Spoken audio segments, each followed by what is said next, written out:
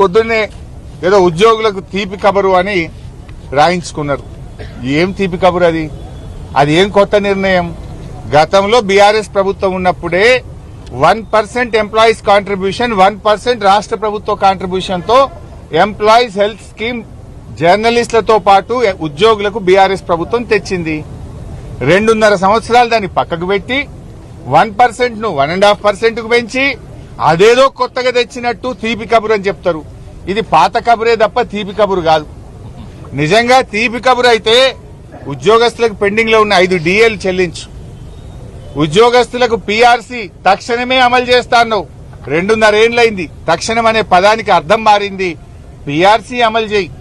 పాపం మొన్న మైసయ్య అని ఒక ఎస్ఐ, ఖమ్మం జిల్లాకు చెందిన ఎస్ఐ రిటైర్ అయినాక రావాల్సిన 60 లక్షల డబ్బులు రాక, వైద్యానికి డబ్బులు లేక, ఆసుపత్రిలో బిల్లు కట్టలేక ప్రాణం కోల్పోయిండు మైసయ్య అనే ఎస్ఐ.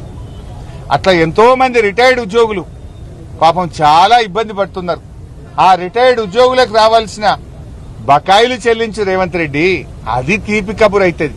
డిఏలు ఇస్తేనో పీఆర్సీ ఇస్తేనో పెండింగ్ వేతనాలు, వాళ్ళకు రావాల్సిన బకాయిలో, రిటైర్డ్ ఉద్యోగుల బకాయిలో వాళ్ళ సరెండర్ లీవ్ పైసలు ఇస్తే అది తీపి కబురు అవుతుంది. నువ్వు ఇచ్చింది పాత కబరే తప్ప తీపి కబరేం లేదు. ఇది ఆల్రెడీ బీఆర్ఎస్ తీసుకున్న నిర్ణయమే. ఇందులో కొత్త మాట ఒక్కటి కూడా లేదు.